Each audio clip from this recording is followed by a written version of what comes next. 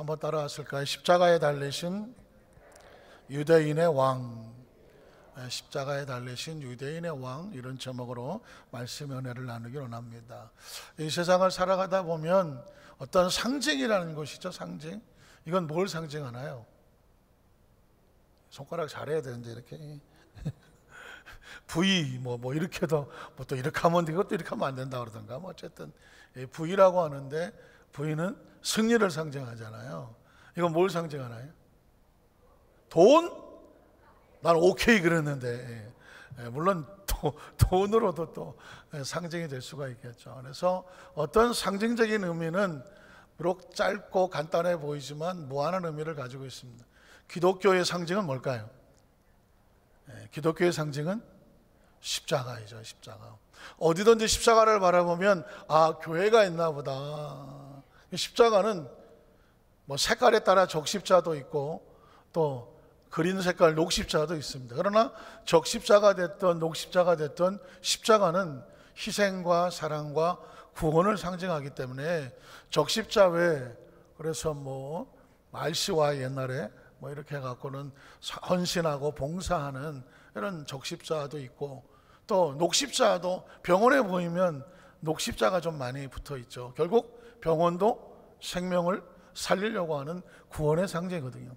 그래서 십자가라고 하는 것은 전쟁터 속에서도 위생병들은 빨간 십자가를 뭐 몸에 부르기도 하고 철모에 쓰기도 합니다. 그러면 그 위생병은 서로 죽이질 않습니다. 그 위생병은 나에게 총을 던질 적이 아니라 전쟁터에 상처 입은 사람을 살리려고 하는 구급 요원이기 때문에 아무리 상대방이라고 할지라도 위생병을 쏴서 죽이지는 않습니다. 왜냐하면 우리도 위생병이 있으니까. 적이 우리 위생병을 쏴서 죽이면 부상자를 치료할 수가 없잖아요. 그래서 아무리 험악한 전쟁이라고 할지라도 십자가를 달고 있는 위생병이라든가 병원이라든가 교회라든가 이런 부분에 대해서는 사실은 서로 배려를 하게 되어 있죠. 왜냐하면 십자가는 그리스도를 상징하고 기독교를 상징하기 때문이고, 또 십자가를 믿는 성도들을 상징하기 때문에 그렇죠. 아, 십자가를 달고 있으면 저 사람은 크리스찬이구나 라고 말할 수가 있습니다. 그렇다고 하면 이 십자가에 달리신 예수 그리스도의 모습을 성경 속에서 한 번 더 자세히 찾아보면서 십자가에는 어떤 의미가 담겨져 있을까, 오늘 본문을 통해서 한번 상고하기를 원합니다. 우리 첫 번째로 십자가에 달리신 예수 그리스도의 모습을 성경 속에서 찾아가 보도록 하겠습니다. 마태복음 16장 21절에 보면, 여기 조금만 마이크를 올려주세요. 마태복음 16장 21절에 보면 이때로부터, 이때는 뭐냐? 마태복음 16장에는 예수님이 너희는 나를 누구라고 하느냐라고 물었고, 그때 베드로 형님이 주는 그리스도시요 살아계신 하나님의 아들입니다 라는 고백을 하고 예수님께서 깜짝 놀라고 축복하죠. 바요나 시몬아, 내가 복이 있다 그러면서 이 신앙의 고백이란 혈육에 가르쳐 주는 것이 아니라 하늘에 계신 너희 아버지께서 알게 하시는 거다. 이제 내가 나를 그리스도로 고백을 했으니 이제 이후에 벌어질 일을 가르쳐 주겠다, 열어주겠다, 계시하겠다, 예언하겠다, 미리 보게 하겠다, 깨닫게 하겠다. 예수님께서 그러면서 이제 말씀을 하는 거죠. 이때로부터 예수 그리스도께서 자기가 예루살렘에 올라가 장로들과 대장들과 서기관들과, 복음서에서 말하는 장로는 기독교의 장로가 아니라 유대교의 장로라고 말했죠. 그래서 마치 그 지역에 나이가 많아서 마치 원로 또는 뭐 촌장 같이 어떤 그 지역의 존경을 받았던 그런 사람들을 장로라고 말했는데, 이 장로, 대상들, 서기관들은 예수를 자기들의 적으로 생각을 했습니다. 그래서 예수를 십자가에 못 박을 거다, 많은 고난을 받게 하고 죽임을 당하고, 십자가에 죽임을 당하는 거죠. 제3일에 살아날 것을 제자들에게 비로소 이제부터 깨닫게 하라는 것입니다. 사실 십자가의 의미는 처음부터 알 수가 없습니다. 예수를 구주로 고백을 할 수 있어야 돼요.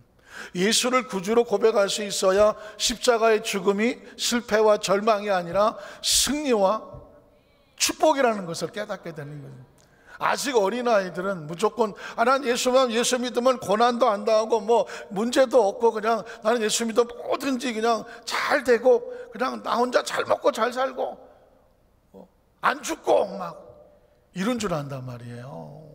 예수를 왜 믿냐? 안 죽으려고, 그냥 난 영생하려고, 그냥 기도하는 거 다 응답받고 살라고 이렇게 생각을 하거든요. 아직은 어린아이와 같으니까 예수님도 제자들에게 마태복음 15장 갈 때까지는 십자가의 죽음을 얘기하지 않았습니다. 왜냐하면 신앙이 어리면 십자가의 죽음을 얘기하면 예수님이 십자가에 죽으시면 난 어떻게 다 도망갈 수도 있으니까. 여러분, 신앙이 어떤 연단과 교육과 어떤 고난 같은 것도 견딜 수 있는 힘이 있을 때 그것도 주시는 거예요. 여러분, 군대는 아무나 갑니까?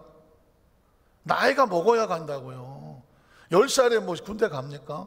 아니잖아요. 군대라는 것도 나이가 있어야 감당할 수 있을 때 가는 것입니다. 조심스럽지만 시집은 아무나 갑니까? 어느 정도 어른이 돼야 시집도 가는 거지. 아주 어린 애가 시집 갈 수 있는 건 아니지 않습니까? 각각 감당할 수 있는, 아이는 아무나 납니까? 아이도 아이를 낳을 수 있도록 그 몸이 어느 정도 성장을 하고 소위 말하는 가임 능력, 임신을 할 수 있는 능력을 갖추고 이래야 아이도 낳는 거지. 아이 갖고 싶다고 아무나 낳는 건 또 아니잖아요. 마찬가지로 십자가의 고난의 의미를 깨달으려면 적어도 고난 이후에 부활과 그리고 승천과 천국에 대한 소망이 있어야, 비전이 있어야, 꿈이 있어야, 그 다음 단계를 알 수 있어야 뭘 줍니까? 알 수 있어야 그 과정을 겪게 하는 것입니다. 자, 한번 아까 그 건물 주세요. 엄청 성질이 급하고만 조금이나마 죽임을 당하고 제3일에 살아나서 제자들에게 비로소 나타났다. 이 구절의 중요한 단어는 비로소입니다. 비로소. 쭉 얘기를 해오던 사실이 아니라 이제 처음 얘기를 하더라는 것입니다. 신앙이 어렸을 때는 문제를 당하면 내가 예수 믿고 나 하나님의 자녀가 됐는데 왜 나한테 이런 문제가 생겨? 그냥 막 이렇게 막 고민하고 갈등을 합니다. 그런데 어느 정도 성장을 하면 눈치가 채워지거든요. 고난이 다가오더라, 문제가 다가오더라. 가만히 생각해 보니까 이건 나에게 한 단계 올라갈 수 있는 테스트가 되기도 하고 과정이 되기도 하고, 이 과정을 겪느라고 내가 힘을 얻기도 하더라는 거죠. 탄력이 생기기도 하고 힘이 생겨나는 거죠. 요즘 최근에 보니까는 나 여성들도 그 피트니스 클럽에 많이 다니시는 것 같더라고. 가서 막 역기 들고 다리 막 하고 아령도 들고 해갖고 막 이러고 나타나시는 거예요. 나 피트니스 클럽 다닌다. 깜짝 놀랐네. 어떤 분이 이렇게 했어요. 권사님 깜짝 놀랐어요. 아니 요즘 많이 있어요, 젊은 사람. 거즘에 또 뭐가 필라테스. 나 필라테스 다닌다. 필라테스 고양이 자세, 붕어 자세, 거북이 자세 해가면서 거의 요가거든. 요가. 몸을 어떻게 하고 막 별짓을 다 하면서도 그 과정을 겪습니다. 왜 그렇게 할까요? 그 힘들고 어려운 과정을 지나면서 자기 몸에 뭐가 생깁니까? 힘이 생기고요, 근육이 생기고요 한단 말이죠. 그러면 필라테스나 어떤 피트니스 클럽에 갔을 때 거기 코치가 오늘은 20kg의 역기를 드십시오 그러면 못해요 그런 사람 있나요? 아니에요. 자기가 스스로 가서 힘을 얻으려고 간 사람이기 때문에 20kg 도전해보고 다음에 가서 25kg 주세요 하고 덤벼든단 말입니다. 신앙도 마찬가지입니다. 20kg 견뎌내는 사람에게 그 다음에 한 25kg도 견뎌내고 30kg도 견뎌내면서 점점 영적 신앙에 탄력이 붙는 거거든요. 그래서 여러분, 신앙의 고수는 마치 많은 고난과 힘을 얻어서 웬만한 것은 까딱도 안 하는 거죠. 웬만한 건 까딱도 안 하는 거예요. 어린아이는 큰일 났어 막 그러지만 연세가 지긋하신 할머니는 뭐라 그러니까 괜찮아, 별거 아니야, 금방 다 해결돼. 손녀는 할머니 나 큰일 났지 어떡해요 막 이러면 그냥 할머니는 다 겪어봤어. 인생의 고수야. 신앙에도 단계가 있어서 하나님 예수님께서 차곡차곡 가르쳐 주는데 십자가의 비밀과 이 십자가의 은혜도 예수님께서 이제 출발을 하시는 것입니다. 그 다음 절 요한복음 19장 1절로 3절에 보면 이에 빌라도가 예수를 데려다가, 예수는 말씀하신 것처럼 고난을 받는 거예요. 예수를 데려다가 채찍질 하더라. 군인들이 가시나무로 관을 엮어서 그의 머리에 씌우고 자색 옷을 입히고 앞에 가서 이르되 유대인의 왕이요 평안할지어다 하며 손으로 때리더라. 분명히 예수님께서 뭐라고 말했냐면 대제사장들과 서기관들에게 많은 고난을 받고, 지금 고난을 받잖아요. 고난을 받고 심지어 죽임을 당하고, 죽을 것까지 얘기했어요. 그 다음에 사흘 만에 부활할 거라고 말했습니다. 그러니까 지금 고난이 문제가 아니에요. 고난 다음에 죽음, 죽음 다음에 부활까지 예수님께서 미리 가르쳐 주었습니다. 이게 믿어지고 생각이 나면 고난이 다가오거든 비록 내가 이 일로 인하여 죽음을 맞더라도 그 죽음 뒤에는 뭐가 있다? 부활이 있다. 부활이 있음을 믿으면 고난이 참아지는 것이고, 부활이 있음을 믿으면 죽음에 대해서 두려워하지 않는 것입니다. 왜? 죽음은 부활로 가는 길이니까. 부활을 하려면 죽음을 가져야 되는 거죠. 죽음에 이르게 하는 고난이 힘들지만 죽음까지 각오하는데 고난은 아무것도 아니죠. 그리고 죽음은 죽음으로 끝나는 것이 아니라 반드시 배후에 부활이 있다는 것을 알게 되면 죽음에 대해서 두려워하지 않는다는 것입니다. 사실은요, 크리스천은 이 경지에 올라가 있는 사람입니다. 이 경지에 올라간 사람입니다. 남자들은 죽었다 깨어나도 잘 모르는 건데요, 여성들 가운데 나는 임신해서 아이를 낳는 게 체질인 것 같다, 그래서 아이 낳는 것을 두려워하지 않는 사람이 있어요. 혹시 자녀가 4명 있습니까? 4명, 5명. 5명 있나요? 5명, 6명. 무슨 경매하는 것 같습니다. 6명, 6명. 5명까지 있으시네. 혹시 5명이면 아이 낳는 게 힘들지 않으셨습니까? 힘들었어요? 어쩔 수 없이 낳았어요? 저는 어떤 분은 목사님, 저는요 임신하고 애 낳는 게 너무 좋대. 너무 좋대. 그래서 겁이 없어. 일단 등 따시고 배부르잖아. 잘 모르시나.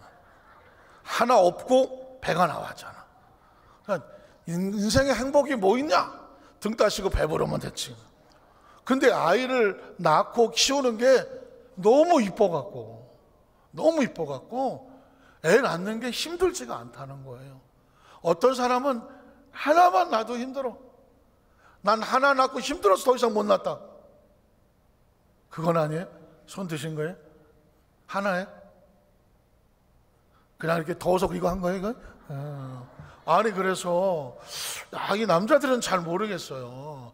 아이를 낳는 게 물론 힘들다는 건 알죠. 해산의 고통이란 뭐 정말 온몸에 뼈가 오그러지는 것 같고 고통스럽다는 것은 알아요. 그런데 권사님 저 5씩 낳잖아. 계속 낳잖아. 5을 낳잖아.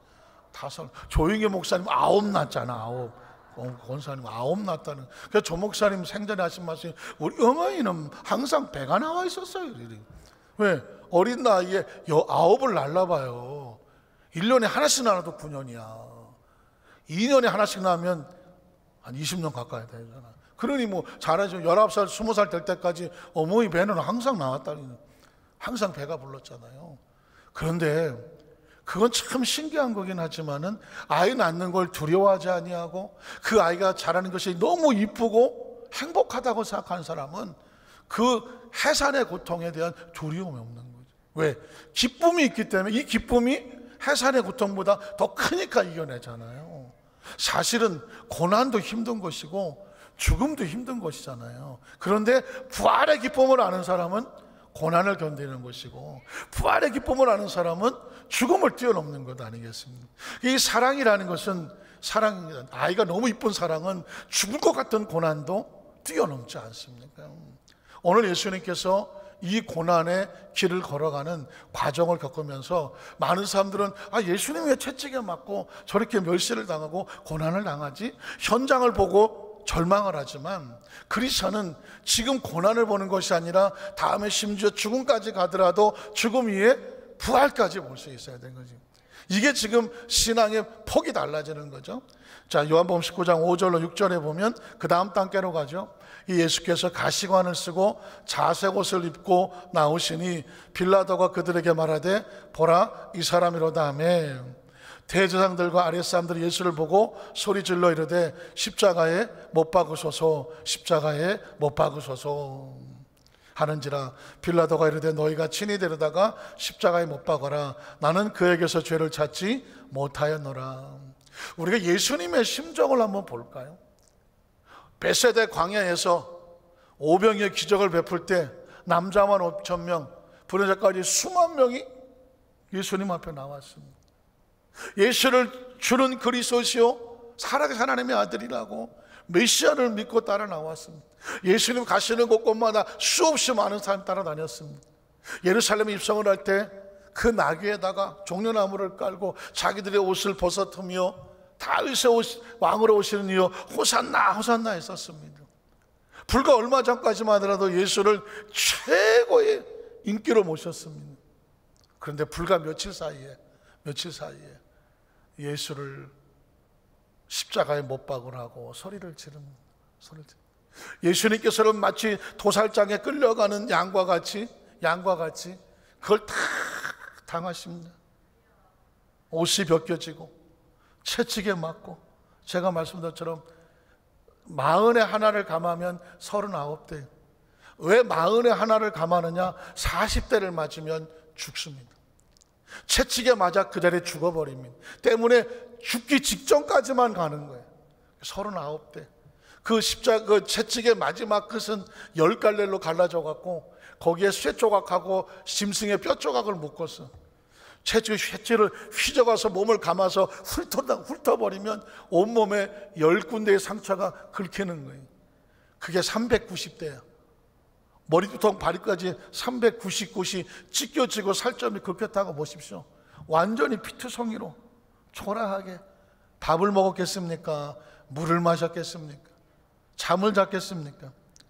비참하게 끌리고 옷은 찢겨지고 머리에는 가시면류관을 머리에 씌우고, 가시면류관을 손으로 씌웁니까? 손에 가시 찔리는 거 어떻게 찔립니까? 눕혀놓고 머리에 놓고 군홧발로 밟는 것입니다. 그 가시관이 머리에 박히도록 진들로 밟는 것입니다. 그리고 채찍에 맞아 피투성인 모습으로, 그리고 조롱하느라고 거지 같은 옷이 찢겨진 자색 옷을 입히면서 예수님을 공개적으로 망신을 시키려고 그 대중들 앞에다가 끌어놓는 것입니다. 문제는 이사야에 예언된 것처럼 예수님께서 도살장에 끌려가는 양과 같이 잠잠하여 그 수치와 고통을 견뎌내시더라는 것입니다. 정말 견디기 힘든 거는 뭐냐면 어제까지 호산나 다윗 자손이여 그렇게 예수에 환호하던 그 백성이 돌아서서 십자가에 못 박으라고 배신하고 배번하고 등 돌리고 침을 뱉고 소리를 지르는 것입니다. 그 모습을 바라보는 예수님의 모습은 얼마나 힘들까요? 고양시에 가면 교회 이름은 말하고 싶지 않은데 어느 교회에 있는데 목사님하고 성도들이 개척을 해서, 원래는 연신내 쪽에서 개척을 해서 한 300명 이상 성도가 돼서 그 교회 성도들이 일산으로 이사를 와서 교회를 하나 잘 이쁘게 짓고 성장을 했습니다. 열심히 교회가 제가 있던 교회에서 가까이 있었던 교회라서 열심히 잘하고 저하고 교류도 있었던 교회였습니다. 그런데 그 교회에서 어떤 문제가 생겼습니다. 어떤 문제가 생겨서 성도들하고 분란이 생기고 막 절반이 서로 싸우고 막 그런데 나중에 그 목사님이 그 교회에서 나왔어. 왜 나왔느냐?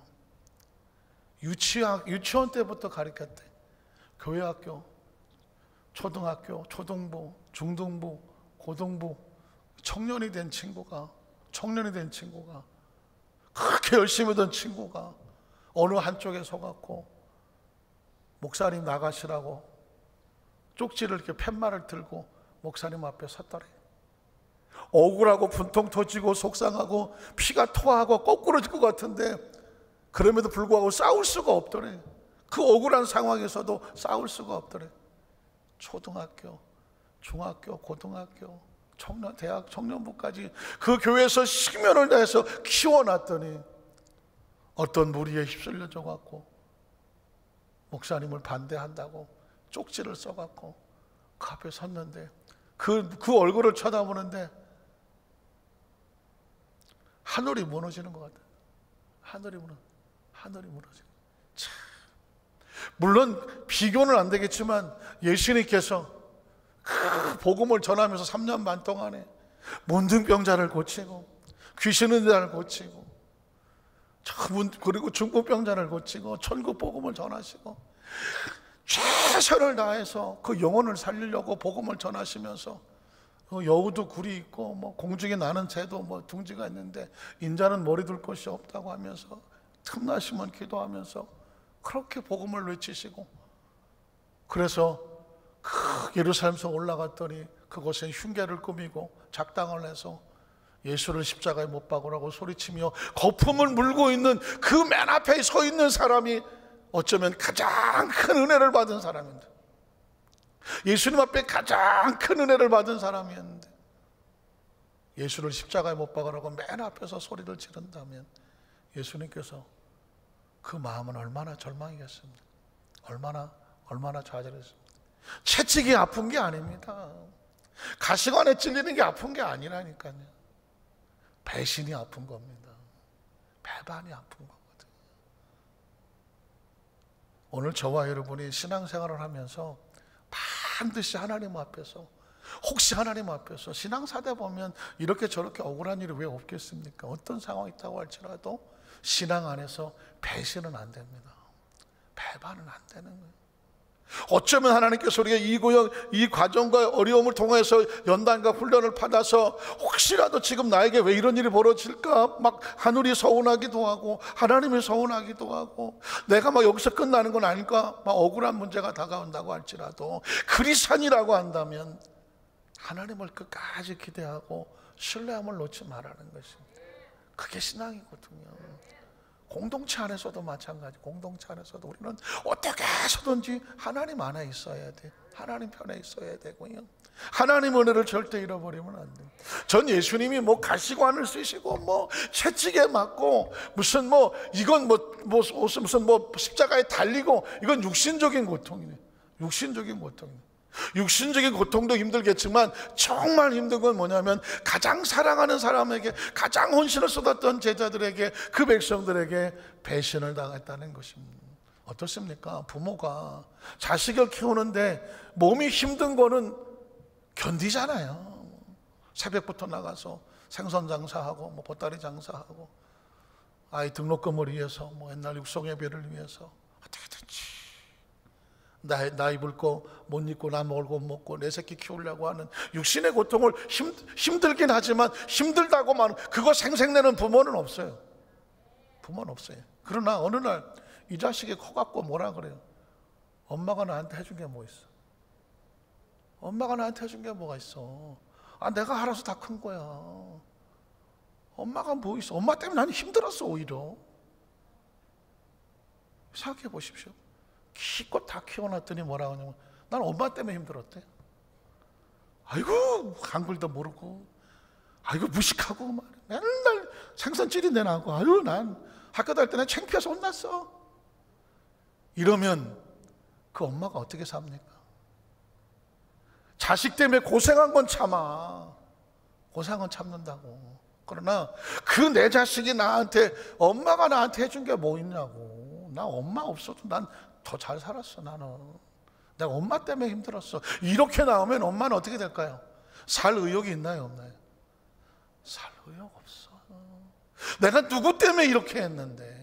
참 인간이라는 것은 그동안 받은 은혜는요 그냥 저 흐르는 물에다가 다 떠나버려 놓고 조금 서운하고 섭섭한 건 그냥 철판에 새겨놓고 그냥 그거를 그냥 어쩌면 예수를 십자가에 못 박겠다고 달려온 사람들이 무슨 원한이 있다고 예수님한테 예수를 십자가에 못 박으라고 합니까?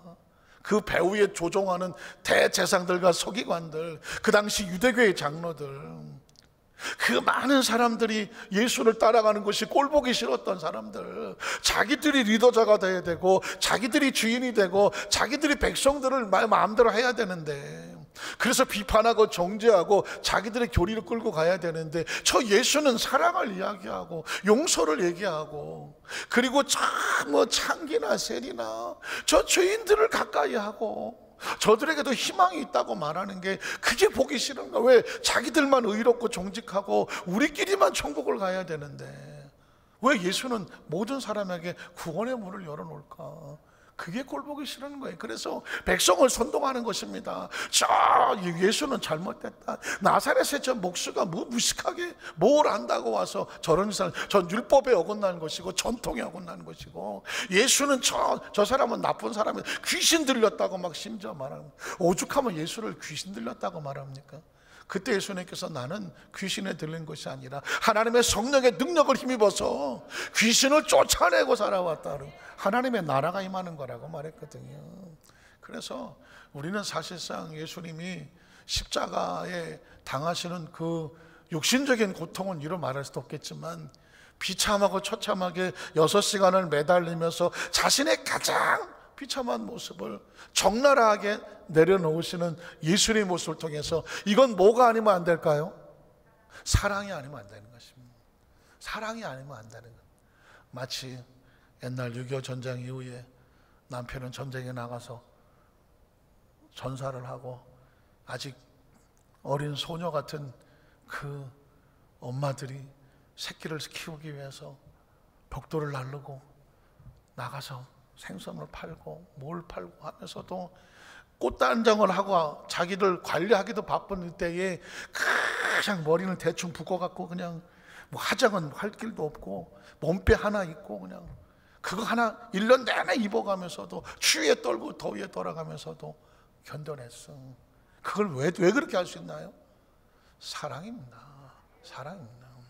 그 사랑이 사실 대한민국이 오늘 여기까지 오게 한 건 사랑입니다. 그 어머니들의 사랑, 아줌마 정신의 사랑, 할머니들의 사랑이 살려왔죠. 살려왔어요.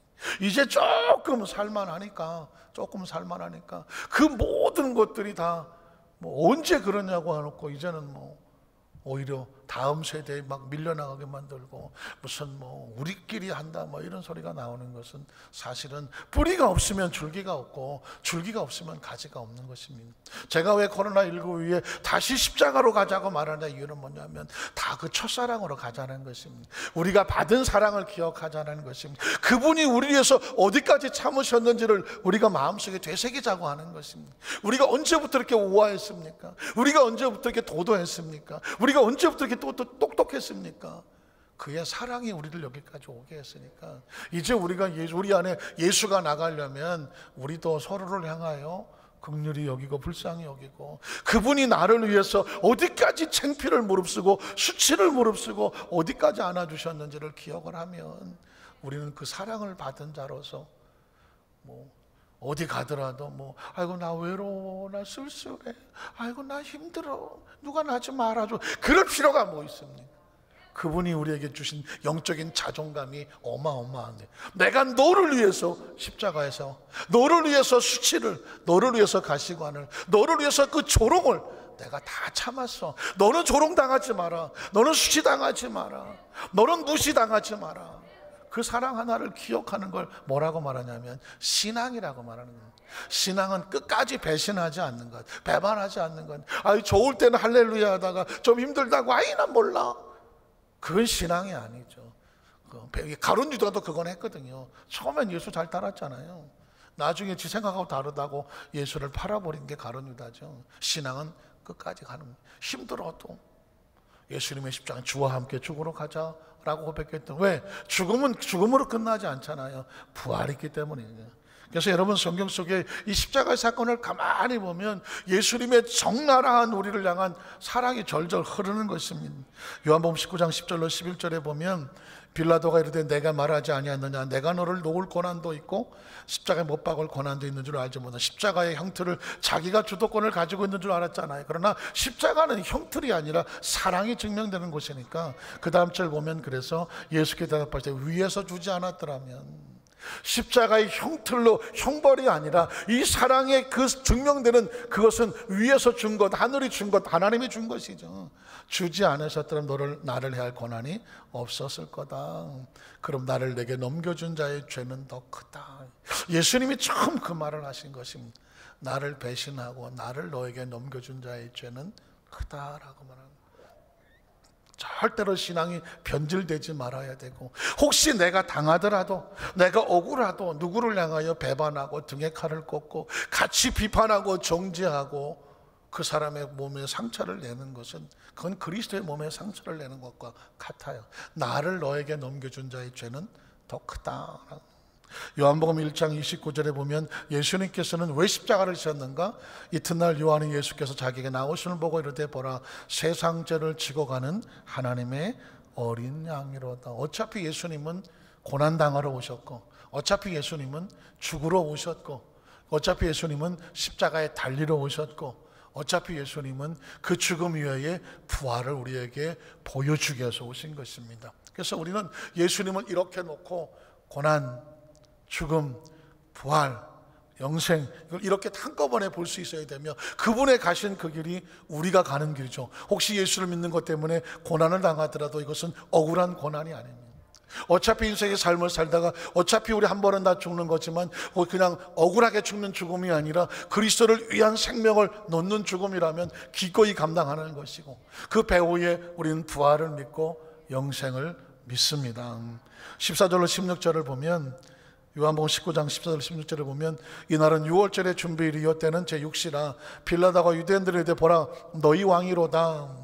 그들이 소리 지르되 없이 하소서, 없이 하소서, 그를 십자가에 못 박게 하소서.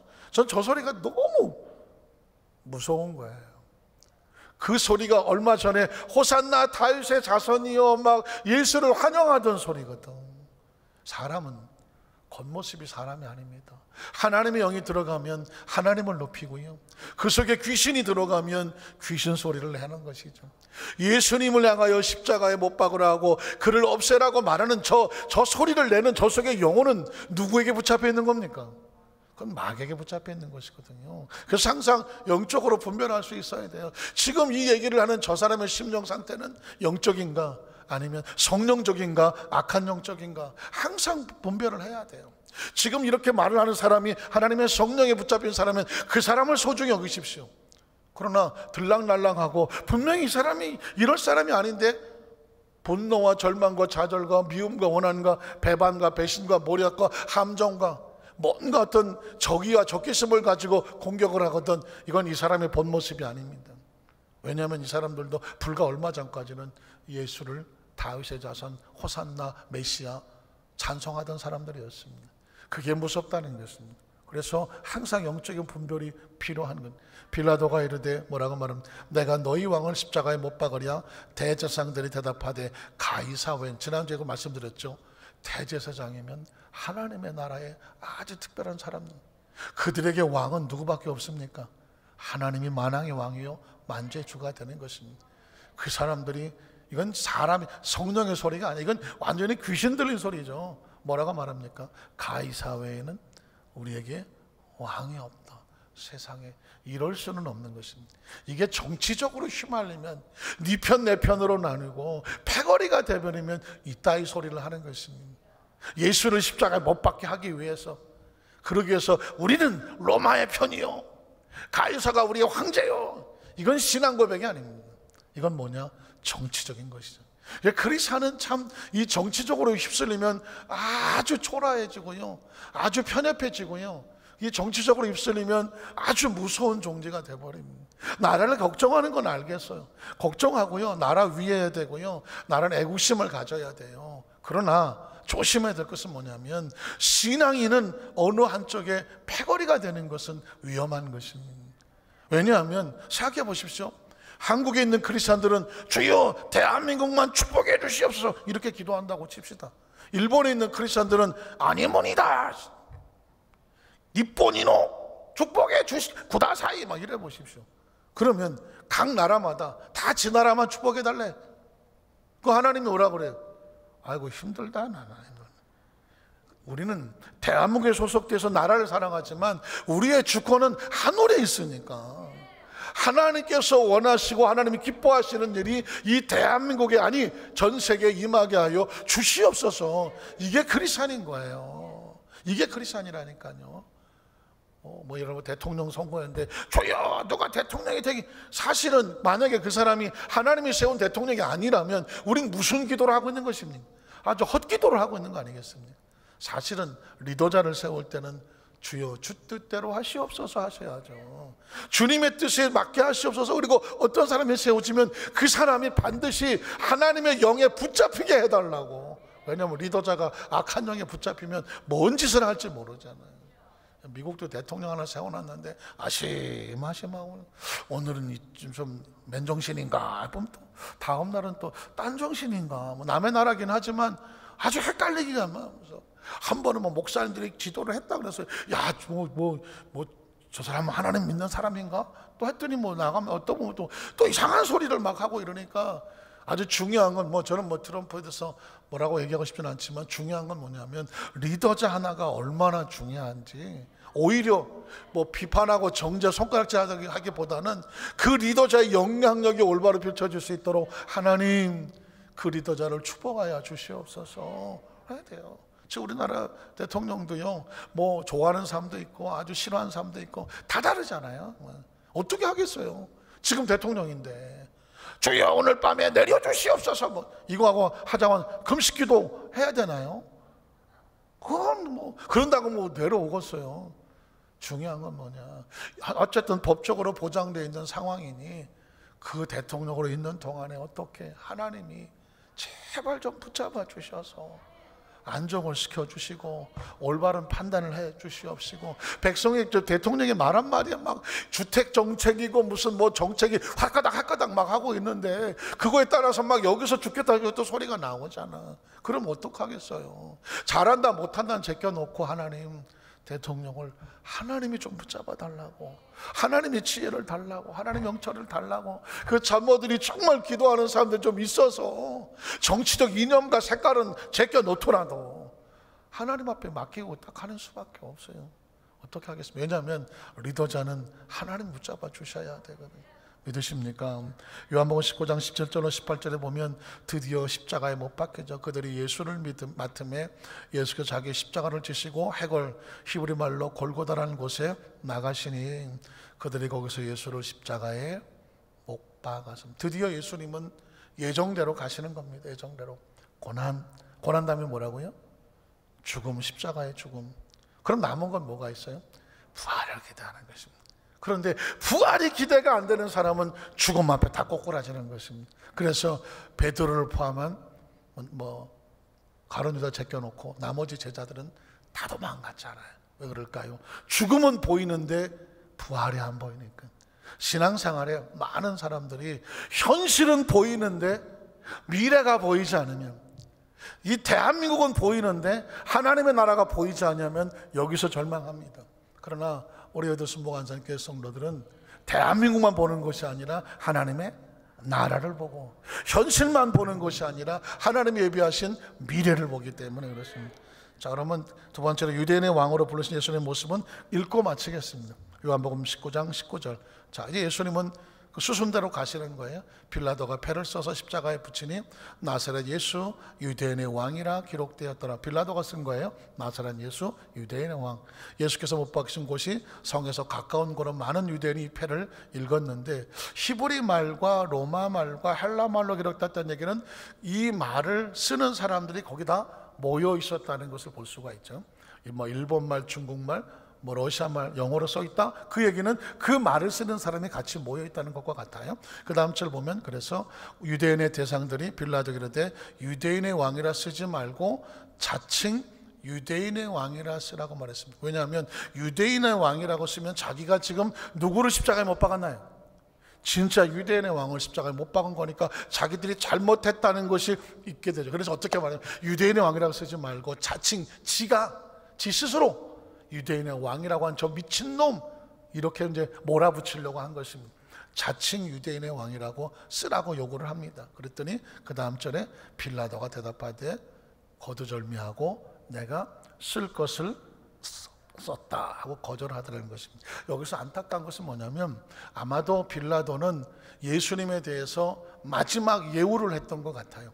아무리 찾아봐도 죄가 없어요. 적어도 3번이나 그 제사장들 앞에서 내가 아무리 찾아도 죄가 없다라고 했습니다. 그리고 예수를 놓으려고 애도 썼습니다.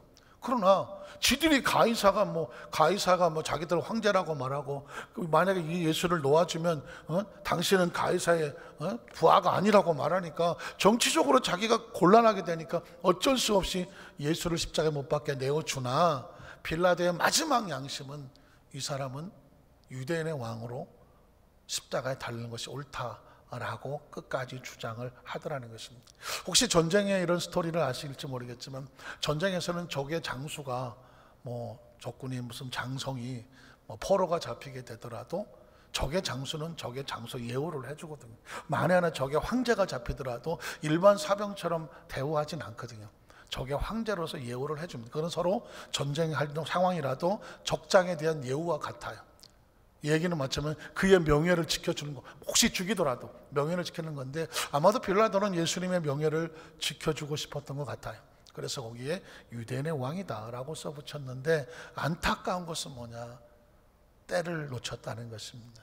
진짜 유대인의 왕이라고 예우를 해주고 싶었으면 자기 목에 칼이 들어와도 예수를 풀어주었어야 옳습니다. 죄가 없으니까 자기 양심을 걸고 풀어주었어야 옳지만, 양심을 어기고 정치적인 상황에 눌려서 어쩔 수 없이 예수를 십자가에 못 박게 내어준 것은 평생 지옥을 가도 어쩔 수 없는, 지울 수 없는 상처와 같다. 그래서 마지막 결론은 뭐냐면, 하나님의 일도요 때가 있는 것입니다. 뒤늦게 아이고 유대인의 왕이라고 빌라도가 얘기하나 예수를 십자가에 못 박게 내어준 사람은 누구예요? 빌라도거든. 하나님의 일도 때가 있는 거예요. 지금 할 수 있을 때, 살려야 할 때, 지금 도와줘야 할 때, 지금 일을 해야 할 때 지금 하는 거예요. 나중에 가서 그때 내가 이렇게 했어야 돼, 그때 좀 어떻게 했어야 되는데, 뒤늦게 세월이 지난 다음에 예수를 유대인의 왕이라고 고백을 해봤자 빌라도는 예수와 상관이 없는 존재가 되었다는 것입니다. 그래서 여러분, 지옥에 가면 들려오는 소리가 뭐라고요? 껄껄거리라는 거죠. 너무 좋아갖고 그때 그렇게 할걸, 그때 그렇게 할걸, 그때 나설걸, 그때 도와줄걸, 그때 지켜줄걸, 그때 내가 하나님 일을 끝까지 붙잡고 할걸. 세월은 금방 지나가요. 전 지금도 제 나이를 못 믿겠어요. 못 믿겠어요. 야, 우리 인생의 선배들이 이렇게 나이를 먹었나? 전 앞만 봐도 나는 못 믿겠다니까. 난 아직도 40이야. 아직도 40이야. 도무지 용서가 안 돼. 나는 지금 나이가 이해도 안 되고 받아들여지지도 않아요. 그런데 이건 누구도 피할 수 없는 거고요. 옛날에 조 목사님께서 그랬거든요. 내 지나온 목회 60년이 어젯밤 꿈보다도 못하더니 엄청난 충격이었습니다. 60년 목회 생활이요, 어젯밤 꿈 기억보다 흠이하다는 거예요. 그러니까 60년의 세월이, 엄청난 그 여의도 순복음교회 60년의 세월이 어제 꿈같이 지나갔다는 것입니다. 어제 꿈처럼 지나간 인생은요 진짜 꿈처럼 지나가는 거예요. 기억도 안 나는 거예요. 그렇다면 남는 건 뭐냐면, 지금 now and here, 지금 여기서 우리의 주어진 이 상황에서 내가 최선을 다해 놓으면, 그게 세월이 지나면 그게 내가 누구인지, 그리고 내가 후회 없이 기쁨과 감사로 그때 그렇게 하기를 잘했지라고 하는 내 자신의 이 자존감과 자부심을 주는 그 모습이 되는 거죠. 우리 여기서 만살교 성도님들 가장 힘들고 어려운 고비라고 하지만, 그럼에도 불구하고 지금이 바로 하나님 앞에 우리 헌신을 드릴 수 있는 아주 아름다운 기회와 축복의 통로가 될 줄로 믿습니다. 그 축복의 주인공 되시기를 주의 이름으로 축원합니다. 기도하겠습니다. 하나님